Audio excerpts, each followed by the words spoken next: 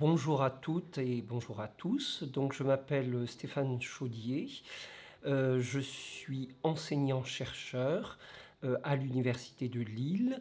Mon titre exact, c'est professeur des universités. J'ai 57 ans, donc je suis, disons, un professeur expérimenté. Voilà, je suis plutôt sur la fin de ma carrière, mais enfin, il me reste encore quelques belles années euh, pour faire ce métier. Comment avez-vous découvert ce métier? Alors, c'est une bonne question. Il n'y avait pas d'universitaire dans ma famille, mais il y avait des enseignants. En fait, je dois dire surtout des enseignantes du premier degré. Voilà. Et ma mère, qui était très attachée à la formation scolaire, à l'éducation, eh bien, disons qu'elle nous poussait un peu, mon frère et moi. Et très tôt, j'ai compris que j'aimais la littérature, que j'aimais le langage et que j'avais envie d'enseigner. Et c'est ensuite, quand j'ai passé l'agrégation, qu'un professeur m'a dit, mais Stéphane, vous devriez faire une thèse. Et c'est donc parce qu'on m'a fait la courte échelle, si je puis dire, que je suis rentré à l'université. J'étais pas programmé pour, mais il y a eu une occasion qui s'est présentée et je l'ai saisie. Avez-vous eu précédemment des échos positifs ou négatifs de ce métier?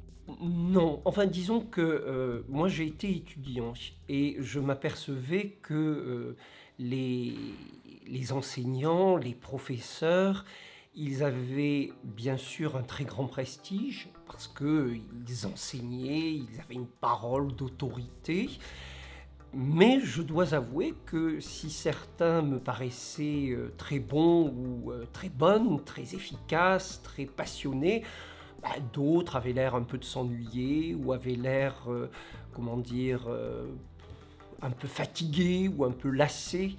Et donc pour moi, ça a été en quelque sorte un apprentissage, quoi. C'est parce que j'ai été un étudiant relativement critique que ensuite j'ai essayé d'être un professeur à l'écoute des besoins de son public. Je crois que c'est vraiment très important. On ne fait pas cours pour soi, on ne fait pas cours simplement pour rendre hommage à son savoir ou à sa discipline, on fait cours pour un public, pour des étudiants qui ont des besoins, qui ont des attentes et aussi des sentiments, il faut bien le dire. Quel est le parcours scolaire qui vous a permis d'accéder à ce métier? Alors là, il faut quand même être lucide.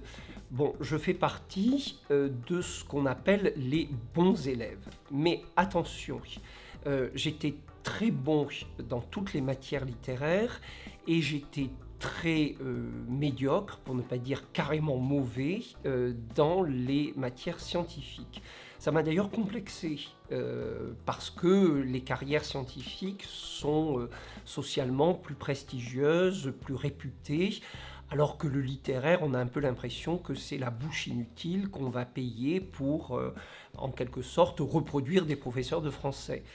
C'est vrai que dans les matières littéraires, j'étais très à l'aise, j'aimais beaucoup les langues, l'anglais, j'aimais beaucoup la littérature française, la philo, l'histoire. Et dès qu'on sortait de ce périmètre, je n'étais pas à l'aise. Par exemple, la géographie me plaisait moins que l'histoire. Et dans la géographie, tout ce qui est géologie, tout ça, alors là, carrément, ça me faisait peur. Voilà, en mathématiques, je faisais toujours des erreurs, des tours de riz, je comprenais pas très bien le pourquoi du comment, j'avais du mal à raisonner. Bon, voilà. Et donc, j'ai trouvé ma voie. Selon vous, est-il facile de trouver un poste similaire? Et il faut être honnête, non. Ce n'est pas facile, en tout cas en littérature française, qui est une discipline où, semble-t-il, il y a de moins en moins d'étudiants. Bon, pourquoi ce serait compliqué de donner une réponse précise, mais il y a d'autres disciplines universitaires où il n'y a pas ce problème de recrutement des enseignants. Plus il y a d'étudiants en première année, plus on a besoin d'enseignants pour les former. Je pense que l'université recrute encore beaucoup d'enseignants-chercheurs, mais il faut être réaliste. On recrutera toujours plus de personnes en psychologie, par exemple, qu'en archéologie. Voilà. Alors ça ne doit pas décourager les passions, mais il faut être réaliste, hein, et se dire que il y a d'un côté la passion, la vocation, et puis il y a de l'autre côté les débouchés. Et il faut peser en quelque sorte le pour et le contre et savoir que si on s'engage dans une matière où il y a peu d'étudiants et peu de débouchés professionnels, eh bien le parcours sera peut-être plus difficile. Quel est l'objectif de ce métier? Ah, alors, ce métier, il est double. Il y a le mot enseignant et il y a le mot chercheur.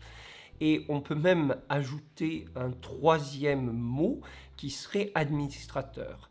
L'enseignant, c'est évident, c'est quelqu'un qui transmet un savoir, qui donne le goût à des étudiants de réfléchir, d'apprendre.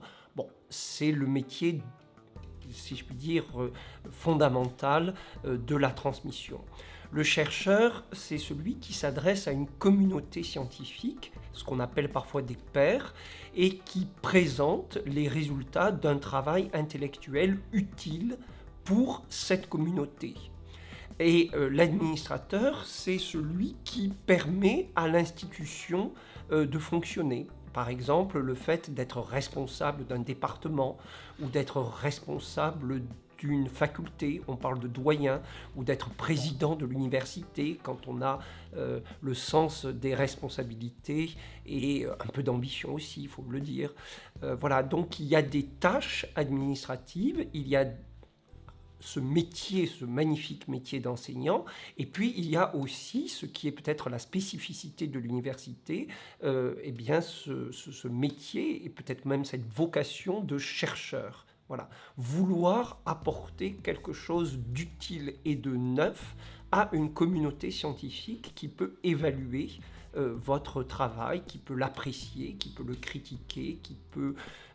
c'est un peu la règle du jeu. Depuis combien de temps exercez-vous votre métier?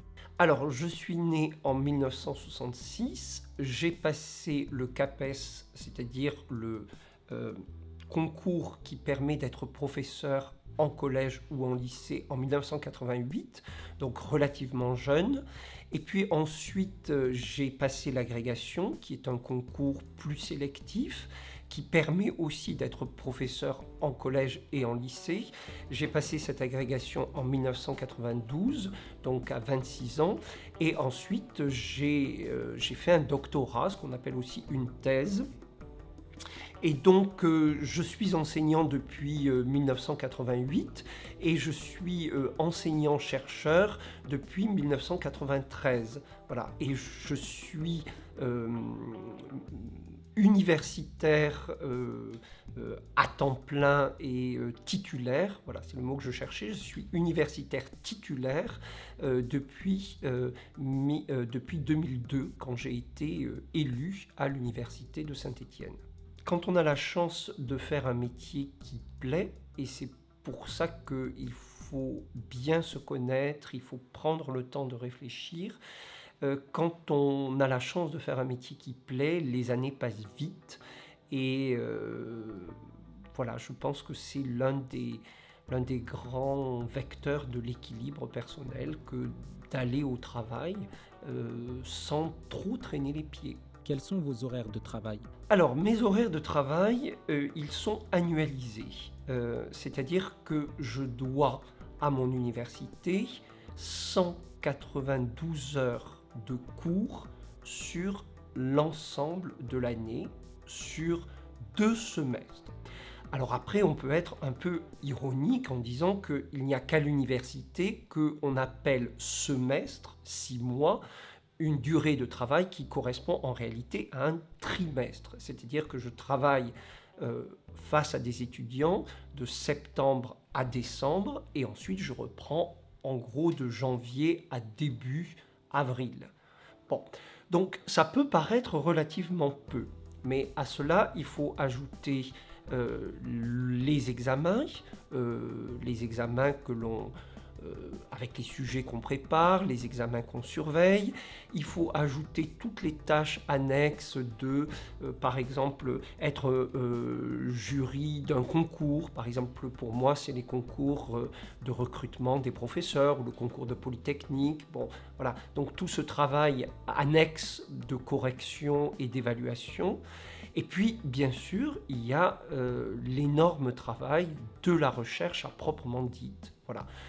Chaque enseignant-chercheur, chaque universitaire est rattaché à un laboratoire, qu'il soit scientifique ou littéraire, et à l'intérieur de ce laboratoire, il accomplit seul ou en groupe des travaux de recherche. Alors, pour moi, l'essentiel, ce sont par exemple des articles à faire sur tel ou tel auteur ou telle thématique, des livres à écrire, des conférences à donner, voilà. Quel est le critère à avoir pour réussir à ce poste? Alors, il y a deux critères essentiels selon que l'on privilégie l'enseignant ou le chercheur. Alors, je crois que pour l'enseignant, l'essentiel, c'est le goût du contact avec des gens jeunes. Plus on avance en âge et plus on se rend compte que les gens jeunes, les jeunes gens, ont des besoins spécifiques et qu'il faut les écouter. Voilà. On ne peut pas faire cours contre un groupe, que ce soit un groupe d'élèves ou un groupe d'étudiants. Donc il faut aimer travailler avec un groupe de gens jeunes qui ont les qualités de la jeunesse, c'est-à-dire souvent quand même l'impulsivité, la fraîcheur, la spontanéité, et parfois aussi, il faut le dire, les défauts de la jeunesse. Par exemple, ça peut être l'impatience, ou ça peut être, je ne sais pas moi, une forme de réactivité ou de susceptibilité qui manque un peu de sagesse. Bon, voilà. Ça, donc l'enseignant, sa grande aptitude, ce doit être l'envie de travailler avec un groupe de gens jeunes, et généralement plus jeunes que lui. Ensuite, le chercheur, là je pense que la grande qualité, en fait, il y en a plusieurs, c'est tout le faisceau des qualités intellectuelles. Il faut être à la fois passionné par ce que l'on fait, mais il faut avoir aussi le sens de la rigueur. Il faut avoir de l'ambition intellectuelle, mais il faut aussi être modeste.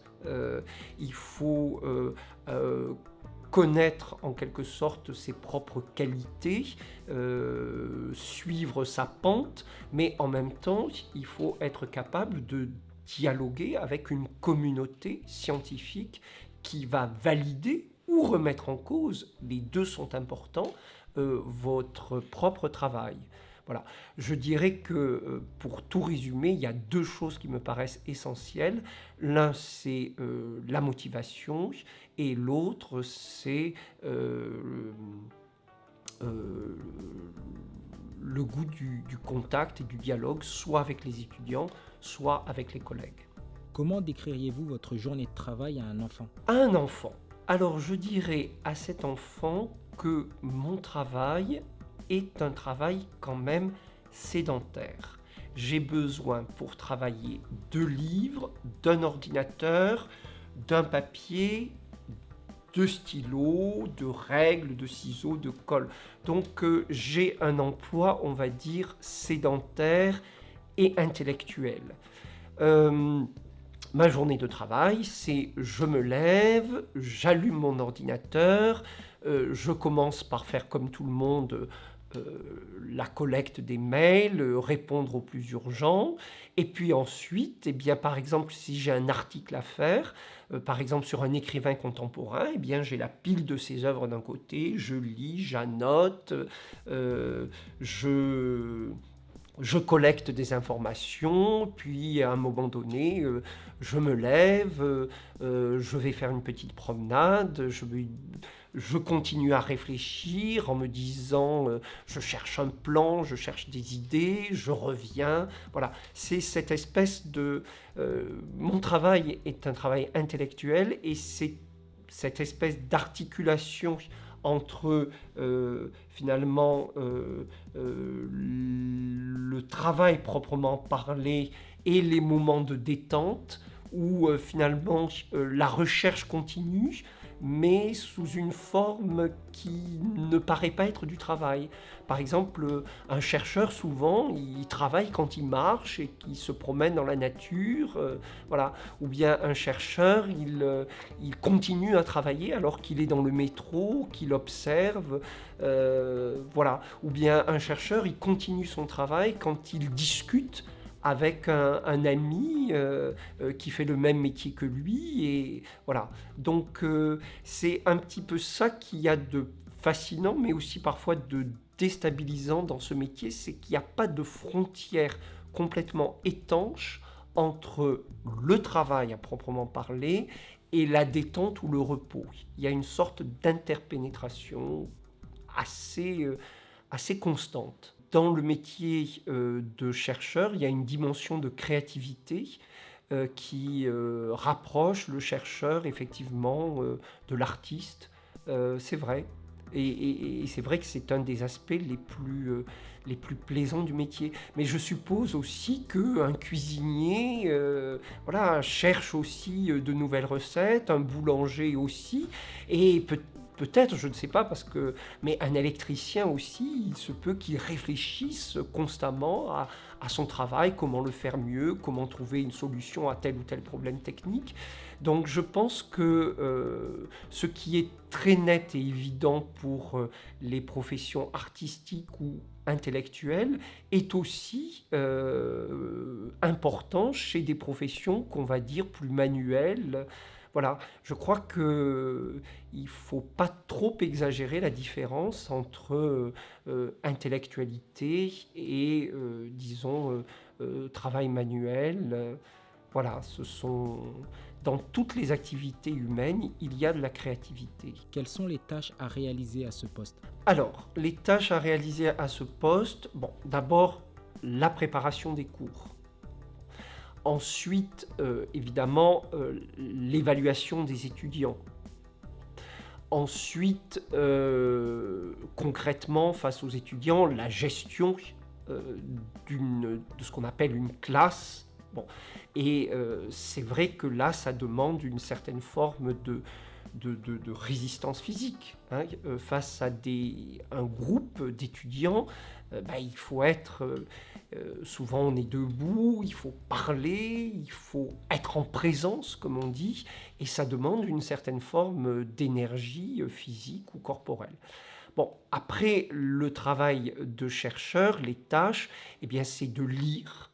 Lire pour moi les œuvres sur lesquelles je travaille, lire les critiques, c'est-à-dire les collègues, les chercheurs qui m'ont précédé et qui ont déjà travaillé sur ces œuvres, les lire pour ne pas les répéter, pour voir si je suis d'accord ou si j'ai quelque chose de différent et de neuf à apporter par rapport à ce qui est dit, ça c'est très important. Donc ça implique consultation des bibliothèques, ça implique un travail qu'on appelle bibliographie, c'est-à-dire qu'on va chercher tout ce qui a été dit à propos de son thème, de son sujet, de son domaine. Voilà. Et ensuite, il y a un travail d'écriture. Il faut écrire des articles, il faut écrire des livres, ou bien il faut préparer des conférences dans ce qu'on appelle des colloques. Voilà, c'est-à-dire que vous avez des chercheurs qui se rassemblent et qui exposent le fruit de leur travail. Donc, je dirais que c'est ça fondamentalement mes activités. Bon, après, pour tout le côté administration, c'est les réunions avec les collègues, c'est les interactions avec les secrétariats pédagogiques. Voilà. À quoi ressemble votre journée type? Alors ça dépend si je suis chez moi à la maison ou si je suis dans mon université. Euh, le- la semaine de travail d'un universitaire face à ses étudiants, elle peut paraître très légère. Nous devons faire 8 heures de cours et bon, on peut en faire plus, c'est ce qu'on appelle des heures supplémentaires. On peut en faire un peu moins quand vous avez des heures qui sont en quelque sorte bonusées. Par exemple, si vous préparez un concours difficile comme l'agrégation, il y a beaucoup de travail de préparation, donc 1 heure de cours compte pour 1 heure et quart ou 1 heure et demie. Bon, voilà. Donc on a 8 heures de cours par semaine. Ça peut paraître peu, mais en réalité, ces heures, d'une part, se préparent, et d'autre part, il y a tout le travail annexe de la recherche. Et là, c'est un travail qui est, j'allais dire, sans fin. Alors, ce qui est très agréable dans ce travail de recherche, c'est qu'on est libre de s'organiser. Mais c'est aussi, j'allais dire, un défi. Parce que quand on est libre, eh bien, parfois on a des moments de découragement ou des moments de doute. Et comme il n'y a pas quelqu'un derrière vous qui dit fais ci, fais ci, fais ça, eh bien, voilà, il faut surmonter seul ces moments éventuels de découragement ou de doute. Donc, ma journée type d'enseignant, ben, c'est celle d'un professeur qui se rend sur son université et qui rencontre les étudiants. Et ma journée de chercheur, eh bien, c'est une journée, comme je l'ai dit tout à l'heure, où je suis avec mon ordinateur, mes livres, et cette espèce d'articulation entre des moments de travail effectif et des moments de détente où le travail se poursuit sous d'autres formes. Quelles sont les difficultés que vous pouvez rencontrer à ce poste? Alors, les difficultés que j'ai rencontrées à ce poste, c'est tout d'abord, dans le domaine de la recherche, c'est d'abord le fait que on n'est jamais sûr de finalement trouver quelque chose. On peut se lancer dans un travail de recherche, on peut avoir une idée, on dit parfois une hypothèse de travail, et il peut arriver que ça ne mène à rien. Donc là, il faut avoir un petit peu de résilience, si je puis dire, intellectuelle, se dire, ben oui, qu'on est allé dans une impasse, et qu'on a compris que c'était une impasse, et voilà, il faut se dire que cette forme d'échec, en réalité, est utile. Il ne faut pas se dissimuler le fait que c'est un échec quand même, et que donc c'est normal que ce soit dur. Il ne faut pas minorer l'échec, mais il ne faut pas se laisser dominer par un sentiment d'impuissance ou de frustration. Ça, c'est la première difficulté pour le monde de la recherche. La deuxième difficulté dans l'enseignement, c'est que même si l'on est attentif à ses étudiants, il arrive toujours que l'on commette des erreurs. Il arrive que les étudiants vous disent là, votre notation, elle est injuste, ou bien là, votre cours, il n'est pas clair, ou bien là, votre devoir, il n'est pas adapté par rapport à ce qu'on a fait. Bon, c'est des moments où un enseignant, même chevronné, doit se remettre en question et se dire, si les étudiants ne sont pas contents, c'est qu'il y a sans doute une bonne raison. Donc, il faut réfléchir, se dire de manière modeste et en même temps courageuse, oui, je croyais avoir de la bouteille, je croyais avoir de l'expérience, je croyais avoir une forme de talent pédagogique, et non. Voilà. là, ça n'a pas marché. Et voilà. Donc, c'est un métier, finalement, de relations humaines où il faut s'attendre à ce que parfois les gens qui travaillent avec vous ne soient pas contents. Quels sont les avantages de ce métier? Alors, le premier avantage, ça vraiment, je le dis, c'est quand même le sentiment d'une très très grande liberté. Je suis en cours, c'est moi qui suis responsable de la progression, du cheminement des étudiants. Donc évidemment, il y a une pression, hein, les étudiants attendent quelque chose, mais c'est très valorisant de se dire qu'on est libre, en quelque sorte, de choisir un programme, de choisir un déroulement. Bon, ça c'est extrêmement appréciable. Euh, Bon, on n'est pas complètement en roue libre, hein, on doit rendre des comptes à une administration ou à une institution. Enfin, disons que on est en gros le maître de sa propre pratique. Donc ça, c'est un premier avantage. Le deuxième avantage, c'est que en tant que littéraire, on est en contact avec des artistes. C'est-à-dire qu'un écrivain, c'est quelqu'un qui réfléchit, c'est quelqu'un qui pense, mais c'est aussi quelqu'un qui donne une forme à des émotions, à des sentiments, à ce qu'on appelle parfois des affects. Donc on travaille avec des discours qui, en quelque sorte, nous renvoient à ce qu'il y a peut-être de plus humain en nous. Hein. Voilà. Donc ça, c'est, je dirais, c'est ce qu'il y a de très très beau dans les sciences humaines. Hein. On travaille sur un matériau qui n'est pas différent de soi. Bon, je suppose que l'astrophysicien qui travaille sur des étoiles, c'est magnifique de travailler sur des étoiles, mais les étoiles ne sont pas humaines. Voilà. Alors peut-être que c'est extraordinaire justement de s'intéresser à ce qui n'est pas humain, mais j'avoue que moi je préfère travailler sur du matériau humain. Quels sont les inconvénients de ce métier? Alors, les inconvénients du métier, ça peut être la solitude.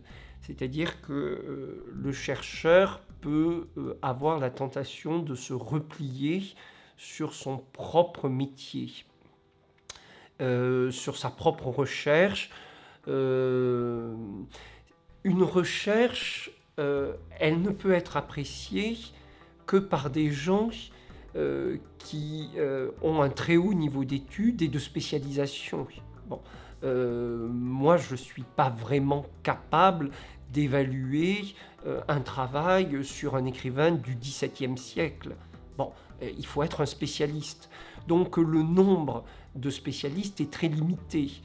Et il se peut qu'il y ait une sorte de boule de neige où finalement on finit par être le seul spécialiste de sa spécialité. Ça, c'est un risque, je pense, le risque du repli, de l'enfermement, d'une forme d'autisme intellectuel, si je puis dire. Bon, l'autre risque, c'est aussi que, comme je ne suis que 8 heures par semaine en présence des étudiants à l'université, je vois relativement peu mes collègues. Et ça, c'est un autre risque, c'est celui d'une sorte de solitude. Hein. On exerce son métier de professeur face aux étudiants, mais on voit assez peu ses collègues. C'est quelque chose d'ailleurs qui n'existe pas dans l'enseignement secondaire, où il y a des salles des profs, où les gens mangent beaucoup en commun, font des sorties ensemble. Bon, il y a une forme de convivialité chez les professeurs de l'enseignement secondaire qu'on trouve moins chez les professeurs de l'enseignement dit supérieur. Et c'est dommage. Quel est votre plus beau souvenir? Alors, mon plus beau souvenir... Mais écoutez, j'ai envie de dire que le plus beau souvenir, c'est toujours le plus récent. C'est-à-dire que quand, par exemple hier, quand vous avez le sentiment qu'un cours se passe bien, que les étudiants sont contents, que vous leur apprenez quelque chose, que vous leur faites découvrir quelque chose, ben ça c'est magnifique. Hein. Après, un beau souvenir de chercheur, eh bien, c'est la même chose finalement. C'est quand on parle en public de quelque chose sur quoi on a travaillé, on a passé des heures et des heures sur ce sujet très pointu, et soudain on sent que les collègues qui sont aussi spécialistes que nous, qui sont aussi, voire beaucoup plus savants que nous, finalement ils sont intéressés par ce qu'on a fait. Donc ça c'est magnifique, hein, quand on arrive finalement à partir d'un texte, à partir d'un travail intellectuel, à communiquer avec d'autres. Ça c'est les beaux aspects du métier. Quel est votre plus mauvais souvenir? Ah, ben pour moi, les pires souvenirs, ce sont les souvenirs de conflits. Alors, j'ai eu de la chance dans le sens où tous ces conflits ont toujours fini par se résoudre et que je n'ai pas le sentiment d'avoir d'ennemis ou d'adversaires ou de gens qui me veulent du mal. Non.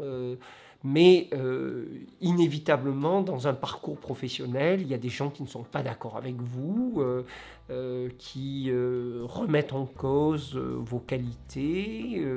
Voilà, il y a des gens qui n'apprécient pas votre façon d'être. Et dans ces cas-là, ben, il faut à la fois avoir confiance en soi et en même temps se dire est-ce que les gens qui me font des reproches ou des critiques ont complètement tort? Et il y a toujours un fond de vérité quand même dans les reproches, les objections, les critiques, même si elles sont un peu malveillantes. Quel est le salaire à ce poste? Alors, je vais prendre le salaire d'un professeur agrégé débutant. Je crois que c'est un peu plus que 1800 euros. Donc, quelqu'un qui a l'agrégation, c'est quelqu'un qui a son bac, plus 5 années d'études, le M2, plus le Master 2, plus la préparation à un concours qui est quand même très sélectif. Donc 1800 euros, ça peut paraître peu, ça peut paraître beaucoup. Bon, disons que un individu isolé vit quand même bien avec 1800 euros, même si on peut avoir le sentiment que ce n'est pas non plus l'Eldorado. Après, en fin de carrière, donc c'est moi. J'ai 57 ans. Je dois dire qu'en net, je gagne un peu moins de 4000 euros, mais je peux améliorer mes revenus, d'abord en faisant des heures supplémentaires, en participant à des tâches de correction ou d'évaluation, comme par exemple des concours, etc., en faisant des petits manuels ou des livres à destination des étudiants. Donc là, on entre dans un marché éditorial et on est rémunéré. Bon, ceci dit, il ne faut pas se mentir, le littéraire n'a pas d'énormes débouchés, si je puis dire, sur le marché du travail. Si j'étais professeur de gestion, ou si j'étais juriste, ou si j'étais scientifique, eh bien je serais évidemment beaucoup plus en prise avec le monde de l'entreprise. Quels sont les débouchés possibles de ce métier? Alors, j'ai fait des études de lettres. On dit souvent que les littéraires sont en quelque sorte condamnés ou programmés pour devenir enseignants. Et il peut y avoir quelque chose qui ressemble un peu à un cercle. Hein. On est élève, on est étudiant, on est bon en français ou en littérature et on devient à son tour professeur de français ou professeur de littérature française à l'université. Bon, en réalité, il y a beaucoup d'autres débouchés pour les littéraires, parce que je crois que ce qui fait la spécificité des études de lettres, c'est de donner le sentiment de la complexité humaine. Quand on lit un texte, on apprend à se familiariser avec une diversité de points de vue, hein, avec une diversité d'arguments qui peuvent être très réversibles. Le pour, le contre, les défauts sont des qualités, les qualités sont des défauts. Donc c'est cette forme d'agilité, si je puis dire, humaine, cette forme de souplesse et d'intelligence humaine qui caractérise les études de l'être. Hein. On est habitué à travailler avec des discours qui sont ambivalents, qui sont ironiques, qui disent une chose et peuvent en signifier une autre. On est habitué à travailler sur des interprétations qui sont conflictuelles. L'un comprend ceci, l'autre comprend ceci, qui a tort, qui a raison. Et finalement, les questions ne sont pas toujours tranchables en disant ceci est vrai, ceci est faux. On a le sens, si vous voulez, de la nuance, on a le sens de l'ambiguïté. Et ça, je pense que c'est très appréciable dans toutes les situations, que ce soit dans une entreprise, que ce soit dans des administrations, partout en fait. Quels sont vos rapports avec vos collègues? Mes rapports avec mes collègues, je dirais que fondamentalement, ils sont bons parce que je respecte chez mes collègues, même ceux que j'aime moins ou avec lesquels j'ai moins d'affinité, je respecte leur parcours. Hein. Ils savent des tas de choses que je ne sais pas, ils ont des compétences, ils ont une expertise. Bon, face à ça, on ne peut que reconnaître et saluer les mérites des collègues. Après, il ne faut pas être angélique. Vous avez des gens avec lesquels vous ne vous entendez pas très bien, soit parce que vous les trouvez un peu rigides ou au contraire trop laxistes ou désinvoltes, soit parce que vous les trouvez, je ne sais pas moi, parce qu'ils ont des formes d'esprit qui ne correspondent pas aux vôtres. Voilà, on n'est pas obligé de s'entendre avec tout le monde, mais je crois qu'il faut quand même essayer de respecter et d'estimer tout le monde. Sinon, on entre dans des conflits et alors là, c'est la catastrophe parce que ça prend une énergie, ça prend un temps fou. Voilà. Alors que l'entente, la paix, la concorde, si on y met un peu du sien, ça rend la vie tellement plus simple. Comment votre métier est perçu par votre entourage? Très intéressant. Quand j'étais plus jeune, mes enfants m'ont fait beaucoup de reproches parce qu'ils trouvaient que mes activités de recherche étaient chronophages. Et mon fils m'a dit un jour mais tu passes plus de temps avec Proust qu'avec nous. C'était pas faux. Quand vous travaillez sur une thèse, quand vous travaillez sur un livre, souvent vous passez une partie de vos vacances, ces précieuses vacances des enseignants, vous passez une partie de vos vacances dans votre bureau et pas dans votre famille. Donc voilà, là il y a en quelque sorte un point qu'il faut savoir négocier. Le travail de recherche peut être un travail très très prenant et la famille, l'entourage peut avoir l'impression, pas injustifiée, que ça manque d'équilibre. D'un autre côté, je pense que les gens de ma famille ou mes amis sont quand même assez fiers parce que c'est un travail intellectuel, il ne faut pas se le cacher, c'est un travail qui est prestigieux. L'universitaire est un formateur, c'est quelqu'un qui est aussi un peu un meneur de groupe, c'est une forme de décideur aussi. Donc c'est un métier valorisant, hein, ça c'est incontestable. Quels sont les conseils que vous pouvez donner à une nouvelle recrue? Alors, le premier conseil que je donnerais à un enseignant, ce serait d'être très attentif à son public et en même temps d'avoir une grande confiance en soi. Je crois que les jeunes gens attendent d'un adulte qui est responsable, je crois qu'ils attendent une forme de solidité morale, relationnelle. C'est fondamentalement ce qui les rassure. Les jeunes sont souvent, si je puis dire, en situation de recherche, en situation de questionnement, de doute, de trouble. Et donc, ils attendent quelqu'un qui a les deux pieds bien ancrés dans le sol, qui sait pourquoi il est là, pourquoi il est face à eux. Voilà, donc le conseil que je donne, c'est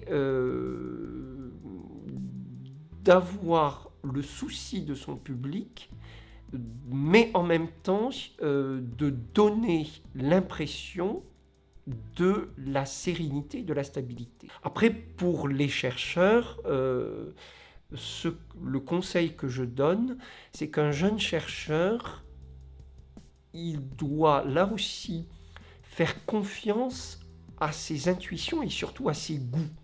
Bon, j'ai envie de travailler sur ça. Pourquoi ? Je dois être en quelque sorte fidèle à moi-même. Je ne dois pas faire les choses pour faire plaisir à un patron ou dans l'idée que cette idée est payante et va me rapporter en quelque sorte une belle carrière. Non, il faut être fidèle à soi-même. Et en même temps, il faut quand même écouter ce que disent les aînés ou ce que disent les pères, parce que souvent, un travail de recherche, même s'il est mené en première personne, il ne se construit pas tout seul. Il se construit avec ce qu'on appelle un patron ou un directeur, directrice de thèse, ou il se construit aussi avec des collègues qui cherchent avec vous dans le laboratoire. Avez-vous un message à donner pour ceux qui souhaitent réaliser ce métier ? Oui, mon message, c'est de dire c'est un très très beau métier, c'est un métier exigeant, mais c'est un métier qui apporte énormément de satisfaction. La première satisfaction, c'est la satisfaction intellectuelle.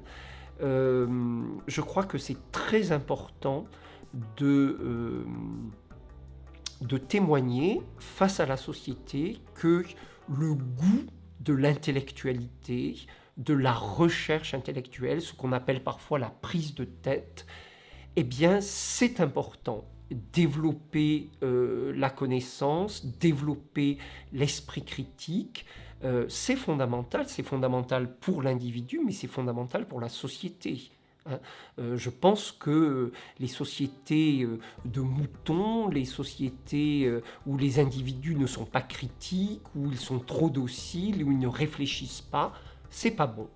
Bon, je ne veux pas faire de polémique, mais on a vu quand même que en Chine, pour ces histoires de Covid, cet État qui voulait tout régenter, au bout d'un certain moment, la société civile dit non, stop, c'est absurde. Eh bien, dans une société où les gens réfléchissent, ont le droit de réfléchir, ont le droit d'avoir des idées, de proposer et de critiquer, eh bien, je pense qu'on avance mieux, voilà, collectivement.